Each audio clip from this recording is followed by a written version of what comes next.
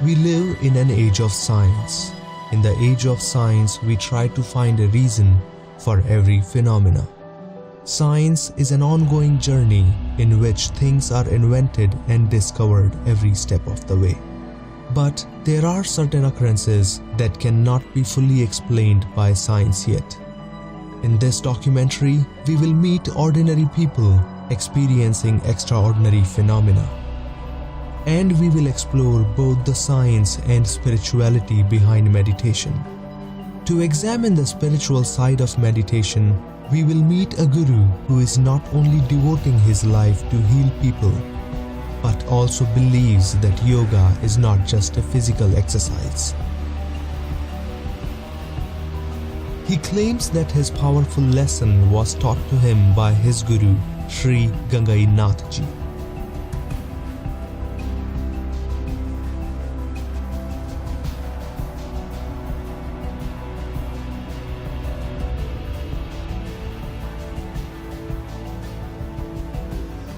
And to investigate the scientific side, we will speak with the scientists, doctors, and professors who have been researching the effects of meditation on human body.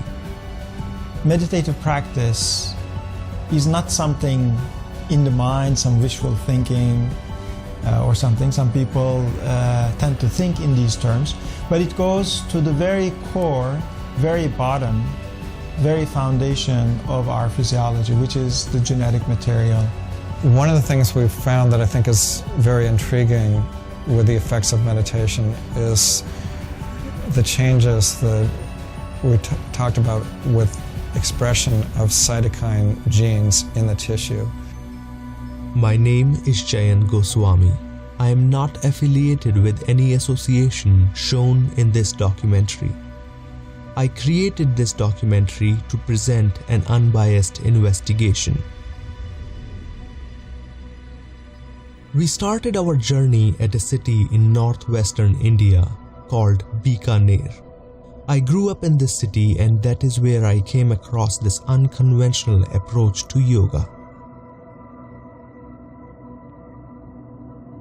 We left Bikaner at around 6 in the evening to visit an ashram where hundreds of people practice meditation.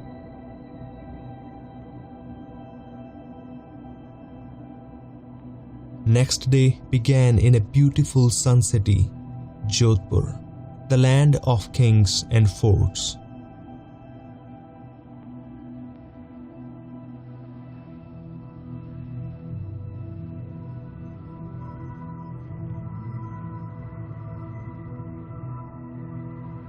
After a shaky drive over windy roads, we reached to a very peaceful place just outside the rush of downtown Jodhpur to talk to people who believe that meditation is curing them, the Adhyatm Vigyan Ashram.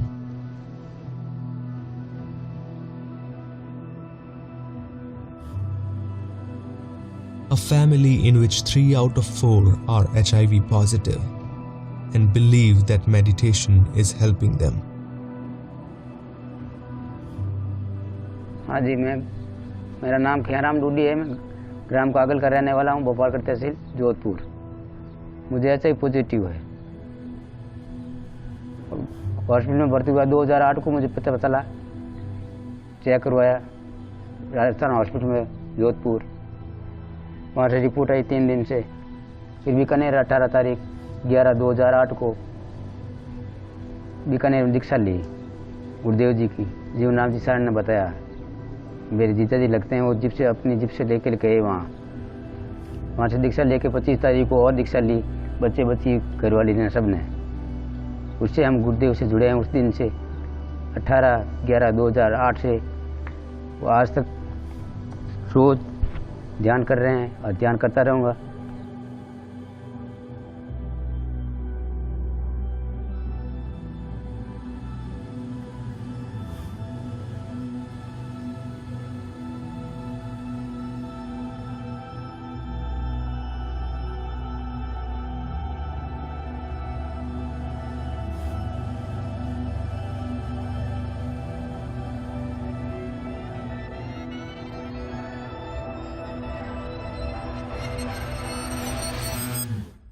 Thakur Jodhpur का रहने वाला हूँ। मैं भारतीय नौसेना में कार्यरत था। 22 अप्रैल 2008 को मैं रक्तदान के लिए गया, तो वहाँ पे मुझे HIV पॉजिटिव डिटेक्ट हुआ। उसके बाद मैंने जे हॉस्पिटल और 1-2 हॉस्पिटल में और टेस्ट करवाया, वहाँ पे भी मेरा HIV पॉजिटिव आया। साइंस बैकग्राउंड का होने के कारण धर्म में और जो कर्म की इस तरह की बातें हैं, इसमें मैं विश्वास नहीं करता था। लेकिन 97 में गुरुदेव का बाड़मेर में कार्यक्रम था। उस कार्यक्रम में किसी ने बताया कि गुरुजी आए हैं, कुछ चमत्कार दिखाते हैं। चमत्कार की जिज्ञासा में मैं वहाँ देखने के लिए चला गया। तब देखा तो कई लोगों को मूवमेंट हो रहा था, हाथ हिल रहे थे, पाँव हिल रहे थे, गर्दन हिल रही थी। मुझे बड़ा आश्चर्य हुआ कि लोग मंत्र जप कर रहे हैं और ये इस तरह से मूवमेंट कैसे हो रहा है। मंत्र मैंने भी सुना गुरुदेव के मुँह से, घर आके करने की कोशिश की, कोई मूवमेंट नहीं था मेरे शरीर में। We spent a day meeting and interviewing people while visiting the Jodhpur ashram. At night, we left for Ahmedabad to meet the man behind the ashram to learn about his special yogic teaching.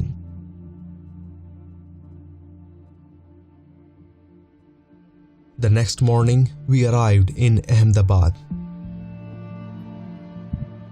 मैं जो मंत्र देता हूँ उससे साधक की कुंडलिनी जाग जाती।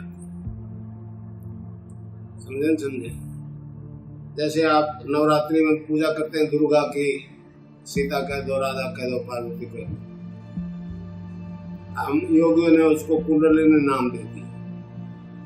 और रीढ़ की हड्डी के आखिरी हिस्से में, बेसमेंट में, सैक्रम में 3.5 आटे लगा करके दुब को अपने मुंह में छिपाए रहती है, दबाए हुए रहते हैं, गवर्नमेंट पोजिशन में रहती है। मैं जब दीक्षा देता हूँ तो वो जाग जाती है और सीधी खड़ी हो जाती है। भारतीय योग दर्शन में योग के 8 अंगों का अनुष्ठान बताया है पातंजलि ऋषि ने।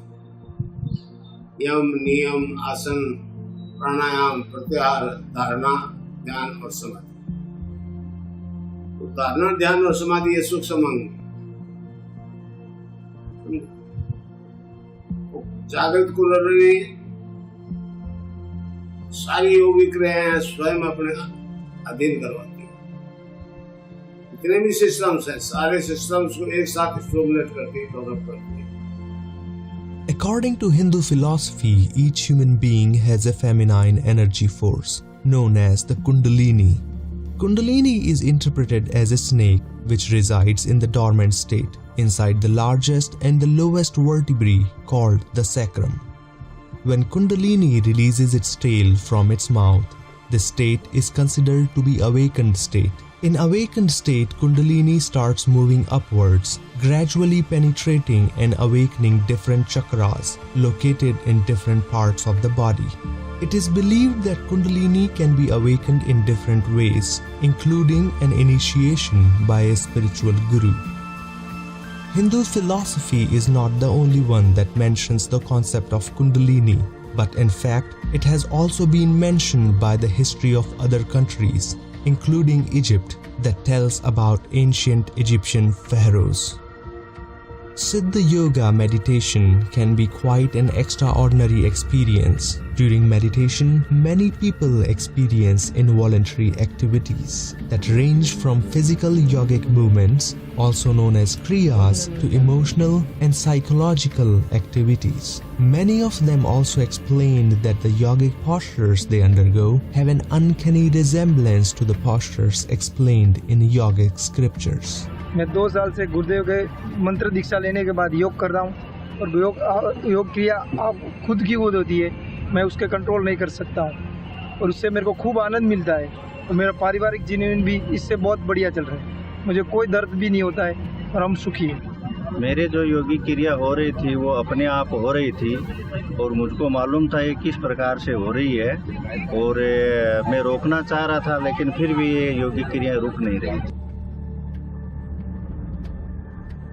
योगिक क्रियाएं अपने आप हो रही थी, बिल्कुल मैं अपने शरीर को खींच के पकड़ के बैठी थी, लेकिन योगिक क्रिया अपने आप मूवमेंट हो रहा था। जहाँ मेरे गर्दन में दर्द था वहाँ अपने आप मेरी मूवमेंट हो रही थी और गर्दन पहले से अच्छी तरह से घूमने लगा। रोकने के बाद भी वो रोक मेरे को मैं जब ध्यान करने बैठता हूँ तो अपने आप अलग अलग तरह की योगिक क्रिया होती है, जैसे शीर्षासन होता है, मयूरासन होता है, वज्रासन होता है, ऐसे ऐसे आसन होने लग जाते थे। इसमें जब आसन होते हैं तो मेरे को पता चलता है कि आसन हो रहे, मगर मेरा उसमें कोई कंट्रोल नहीं होता है। मैं रोकना चाहूँ तो भी रुकते नहीं। और ऐसे कोई बार तो ऐसे आसन हो जाते थे कि जो बुक्स में भी मैंने नहीं देखे थे पहले, इस तरीके के आसन हो जाते थे। फिर बाद में जब मैं व्यायाम की सब बुक्स मेरे नॉलेज में आया तब पता चला था कि ये आसन को ये बोलते हैं, ये आसन को ये बोलते हैं। और जो मेरे को नॉलेज नहीं आता वो भी अपने आप आसन होने लग जाते हैं और इसमें मेरा कोई मतलब कंट्रोल नहीं रह पाता। उसके बाद मेरी तबीयत खराब होने लगी, लूज मोशन, वेट लूज और बुखार आने लगा और मुझे हॉस्पिटल में एडमिट कर लिया। तो दिनों दिन मेरी तबीयत गिरने लगी। तो मुझे 27 मई 2008 को एक मेडिकल असिस्टेंट अर्जुन सिंह जी मिले। उन्होंने मुझे गुरुदेव के बारे में बताया। उन्होंने कहा कि आप इस तरह से ध्यान करोगे तो ये बीमारी ठीक हो जाएगी। तो मुझे बिल्कुल यकीन नहीं हुआ। मैंने बोला कि भाई डॉक्टर साहब भी बोल रहे हैं इसका कोई इलाज नहीं है, तो इस फोटो से क्या होगा। लेकिन मेरी मजबूरी थी कि मौत सामने खड़ी थी, तो मैंने फ़ोटो से ध्यान करना शुरू किया। 15-16 दिन बाद में मुझे स्वतः प्राणायाम होने लगे और फिर तरह तरह की योगिक क्रियाएँ, आसन, बंद मुद्राएँ अपने आप होने लगी और उससे मेरा स्वास्थ्य ठीक होने लग गया। अक्टूबर में मैंने दीक्षा लेने के बाद अक्टूबर 2009 में वायरल लोड टेस्ट करवाया, जिसमें मेरा वायरल लोड 4,85,591 था। जब डॉक्टर साहब ने जब मेरी रिपोर्ट देखी तो उन्होंने बोला कि आपका वायरल लोड बहुत ज़्यादा है और आपको कभी भी कोई अटैक आ सकता है और उससे आप फिर रिकवर नहीं होगे। तो उन्होंने मुझे दवाई लेने के लिए एडवाइस किया और उन्होंने मेरी केस शीट पे दवाइयाँ लिख दी। तो मैंने गुरुदेव को बोला, उनको डॉक्टर को बोला कि डॉक्टर साहब मैं ध्यान कर रहा हूँ और उससे मुझे पता है कि मैं ठीक हो रहा हूँ और मैं किसी तरह की दवाई नहीं लूँगा। तो उन्होंने बोला कि आप दवाई लो या मत लो, मैं आपकी केस शीट में लिखूंगा। तो उन्होंने मेरी केस शीट में दवाई लिख दी। उसके बाद मैंने ये अनविलिंगनेस टू ट्रीटमेंट का फॉर्म भर के और डॉक्टर साहब के साइन करवाए कि भाई मैं कोई ट्रीटमेंट नहीं ले रहा हूँ, किसी तरह की दवाई नहीं ले रहा हूँ। उसके 9 महीने बाद में मैंने अगेन रिपोर्ट करवाई, ये अपना जुलाई 2010 को। तो उसमें मेरा वायरल लोड 1,61,000 आ गया था। मतलब बिना कुछ दवाई लिए ध्यान से 3,24,000 मेरा वायरल लोड रिड्यूस हो चुका था। लेकिन मुझे चूंकि काफ़ी वर्षों से, वर्ष 71-72 से माइग्रेन की प्रॉब्लम थी, सर दर्द बहुत ज़्यादा रहता था। इस कारण मुझे लगा कि अगर हो सकता है मेरा भी इस कारण कुछ हो जाए, भला हो जाए। मैंने लगातार ध्यान करना जारी रखा। 7-8 दिन ध्यान करने के बाद में एक दिन मुझे लगा कि मेरा शरीर अपने आप धीरे धीरे पीछे जा रहा है, जैसे कोई मुझे हाथ में पकड़ के लिटा रहा है। और मुझे इस तरह से शवासन लगा। पहले दिन शवासन जब लगा उसके बाद शरीर मुझे हल्का महसूस हुआ।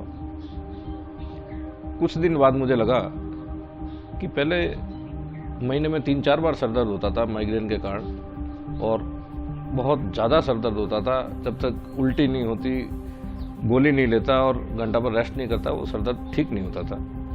लेकिन कई दिनों तक सर दर्द नहीं हुआ तो मुझे लगा कि ये इसी कारण गुरुदेव ने जो मंत्र दिया है, मंत्र जाप से जो मुझे शवासन लगा है, शवासन के कारण वो सर दर्द बिल्कुल चला गया। आज 97 नवंबर के बाद इतने साल हो गए, उसके बाद वापस ऐसा दर्द कभी भी नहीं हुआ। उस दर्द से परमानेंटली छुटकारा हो गया। जब दर्द खत्म हो गया तो मुझे लगा बिना दवाई के, बिना किसी खर्चे के आदमी की इस तरह से अगर बीमारी चली जाए, जिसके लिए डॉक्टर कहते हैं जिंदगी भर आपको ये दवाई लेनी पड़ेगी, तो ये तो मानव सभ्यता के लिए, मानव मात्र के लिए बहुत ही अत्यंत उपयोगी चीज़ है। तब मैं गुरुदेव के आश्रम में नियमित आना शुरू किया। To examine how meditation biologically affects our body, we flew to San Francisco, California, to speak with a doctor and professor who has been researching the biological effects on the human body induced by meditation and yoga. He is also working on advancing our understanding on how to maintain our health in ways that medication alone cannot address.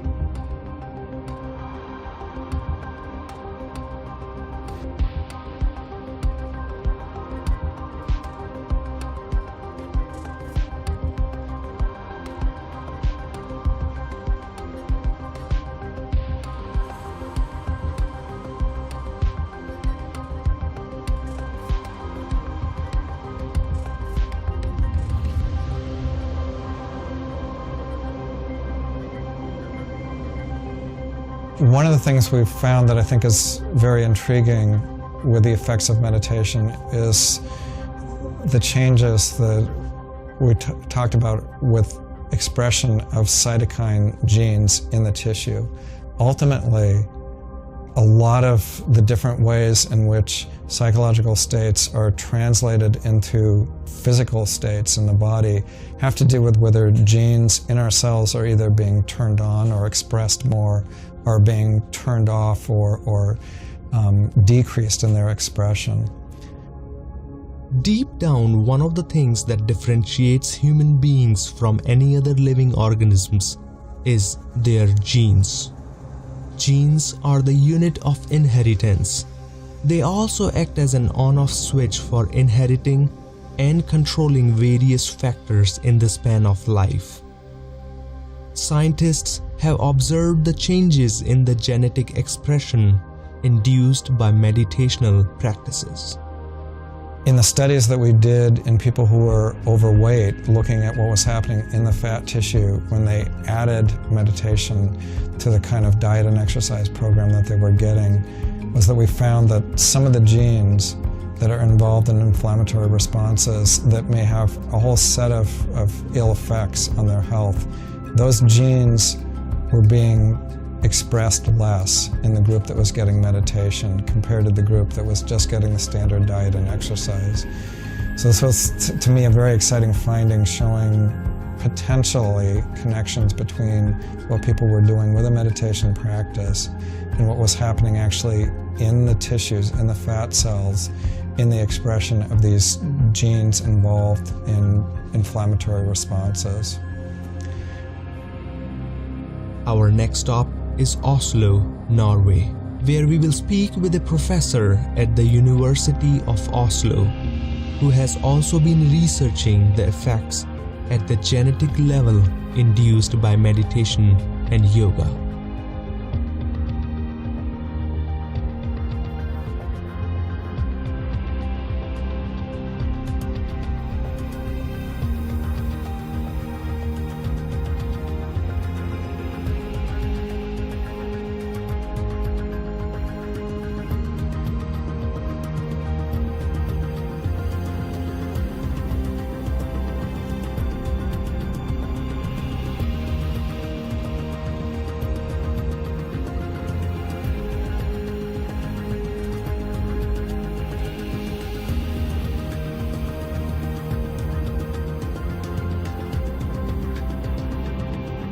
Being a molecular cell biologist, I reason that if these changes are occurring in the whole physiology, then there may be a molecular basis for this, which means that at the level of the DNA to RNA to protein, this gene expression level, that there may be some changes. So this is what triggered us to look into this question.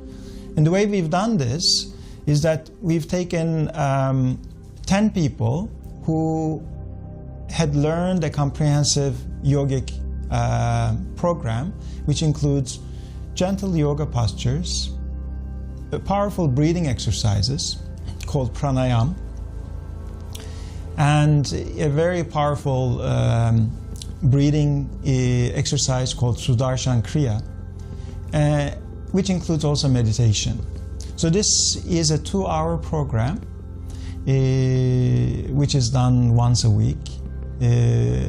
What we've done is that these 10 people, they participated in this program 2 days in a row, and then on 2 other days, as a control regimen, instead of doing this, they did a control program where they went for a walk in nature and they listened to relaxing music. And then before they started these practices, either the yogic program, yoga, breathing, Sudarshan Kriya, and meditation, and also afterwards, we took blood from them, and then from the blood, we isolated the immune cells in the circulation, and we compared the gene expression patterns before and after the practice or the control regimen. Based on this analysis, we found that there were approximately 4 times more genes which were affected by this yogic program, this meditative program, compared with the control regimen, suggesting that this yogic program, meditative program, first of all has significant effects at the gene expression level. So the effects go actually to the very basis of our physiology, to that blueprint, the expression of that blueprint. And secondly, that the effects are more than light exercise and relaxation. We were very intrigued with this result, and now we are engaged in doing follow-up studies.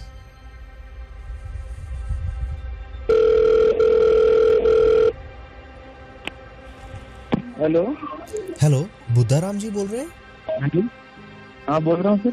Budharam जी, मैं चयन गोस्वामी बोल रहा हूँ। आपको अगर याद हो तो कुछ वर्षों पहले मैंने आपका इंटरव्यू लिया था गुरु सियाग जी की डॉक्यूमेंट्री के लिए। तो बस हाँ जी बिल्कुल।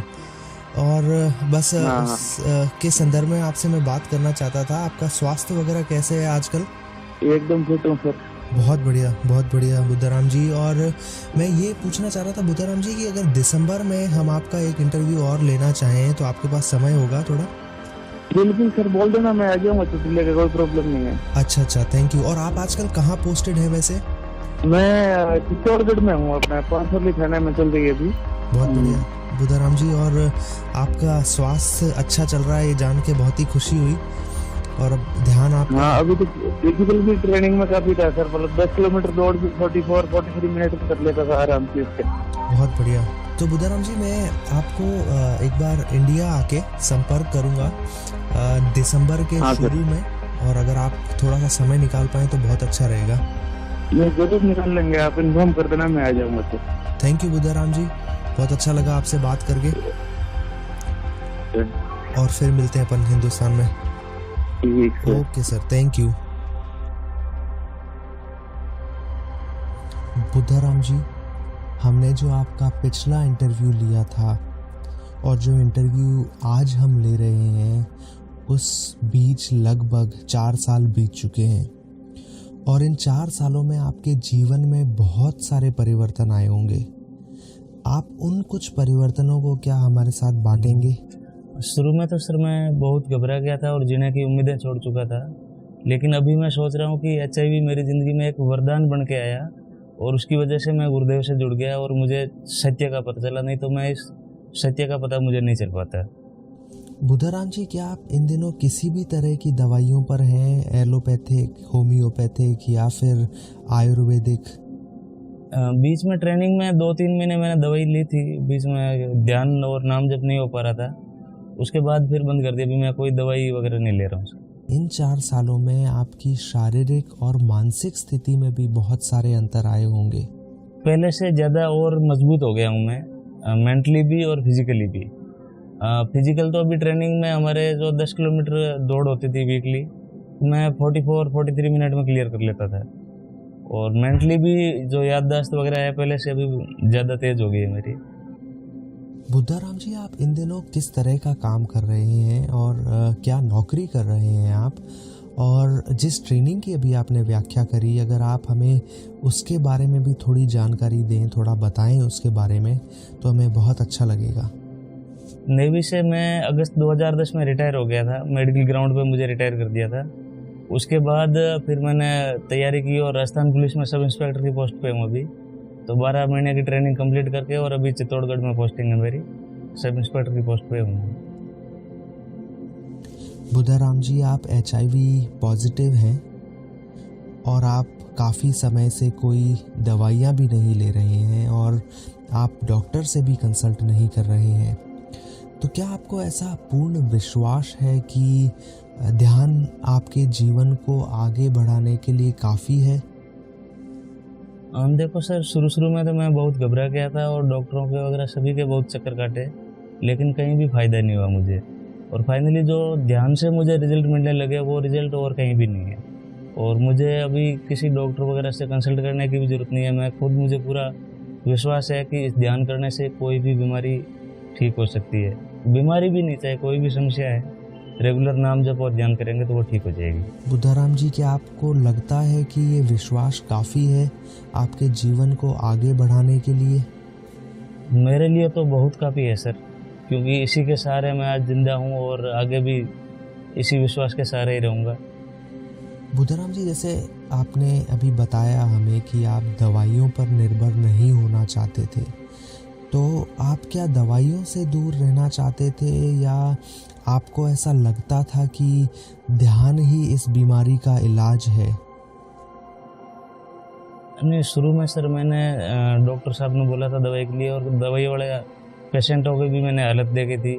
फिर मैं वाले के वहाँ गया, उन्होंने भी बोला कि भाई लाइफ टाइम तक आपको दवाई खानी पड़ेगी, बाकी इसका कोई और इलाज नहीं है। तो यकीन मुझे गुरुदेव, सच बताऊं तो मुझे इन पर भी यकीन नहीं था, लेकिन मेरी मजबूरी ये थी कि मेरे सामने कोई ऑप्शन ही नहीं था। तो मजबूरी बस मैंने ध्यान करना शुरू किया, लेकिन जो रिजल्ट मिलने लगे उस रिजल्ट की वजह से मुझे अपने आप विश्वास होता गया कि भाई यहीं पर सब कुछ है और कहीं मुझे भागने की जरूरत ही नहीं है। बुद्धाराम जी, अब हम आपसे ये जानना चाहेंगे कि आप किस तरह का ध्यान करते हैं और आपके ध्यान करने का क्या तरीका है, और जब आप ध्यान करते हैं तो आपको अपने शरीर में या मन में किस तरह के परिवर्तन महसूस होते हैं? मैं सदगुरुदेव श्री रामलाल जी सियाग का सिद्ध योग दर्शन है, उनका रामलाल जी सियाग का ध्यान करता हूँ। उसमें गुरुदेव के फोटो को आज्ञा चक्र पे यहाँ मन में सोचता हूँ और मन में जो गुरुदेव मंत्र बताते हैं उसका जाप करता हूँ। उसके बाद वैसे तो अभी मेरा चलते फिरते भी ध्यान लगता है, प्राणायाम होते हैं, और रेगुलर सुबह शाम मैं टाइम निकाल के 15 मिनट ध्यान करता हूँ। और अजपा चलता है, नाद सुनाई देती है और खेचरी मुद्रा लगती है। हर 10-15 मिनट बाद में अपने आप खेचरी मुद्रा लग जाएगी, जिसमें जीभ मेरी पलट के ऊपर तालू में चली जाती है। वहाँ से 2-3 बूंद ठंडा रस आता है और पूरी बॉडी में एक ठंडी वेव्स ऊपर से लेकर नीचे तक ऐसे आती है।